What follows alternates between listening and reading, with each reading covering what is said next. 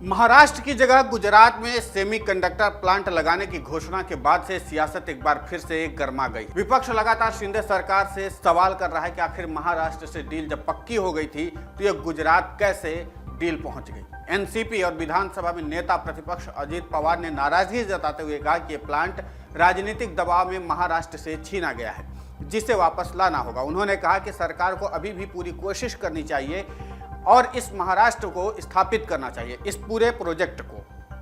अजित पवार ने कहा कि अगर ये प्लांट महाराष्ट्र नहीं आया तो राज्य के अधिक विकास के लिए बड़ा झटका होगा।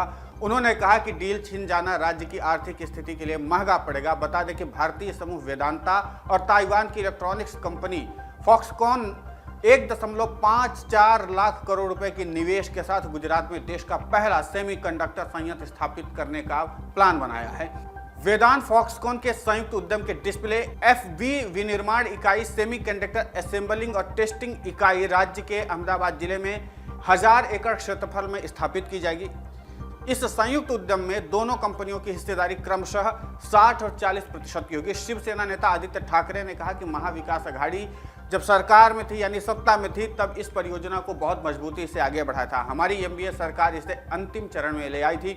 मौजूदा सरकार ने संभावित निवेशकों का विश्वास खो दिया है, इसलिए इस तरह की बड़ी परियोजनाएं यहां नहीं आ रही हैं। आदित्य ठाकरे ने कहा कि मेगा प्रोजेक्ट के लिए 160 सहायक उद्योगों का समर्थन किया होगा और 70,000 से 1 लाख रोजगार के अवसर पैदा होंगे। उन्होंने कहा कि पिछली एनडीए सरकार कंपनी के संपर्क में थी और इस साल जनवरी में इसके प्रतिनिधियों के साथ एक बैठक भी हुई थी।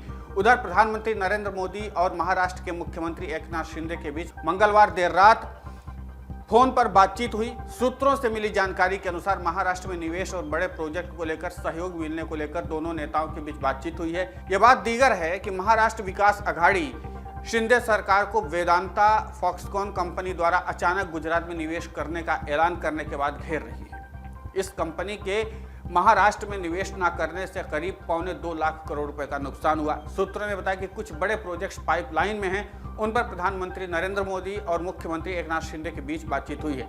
हालांकि दीगर बात है कि भारतीय समूह वेदांता और ताइवान की इलेक्ट्रॉनिक्स कंपनी फॉक्सकॉन का 1.54 लाख करोड़ रुपए का सेमी कंडक्टर संयंत्र गुजरात में स्थापित होने की घोषणा के बाद महाराष्ट्र के विपक्षी दलों के नेता लगातार राज्य के मुख्यमंत्री एकनाथ शिंदे पर निशाना साध रहे। कांग्रेस ने संयंत्र के स्थान पर परिवर्तन से कुछ अपशगुन होने का आरोप लगाया। वहीं राष्ट्रवादी कांग्रेस पार्टी ने कहा कि संयंत्र छीना गया है, यानी कि महाराष्ट्र के लोगों का रोजगार छीना गया।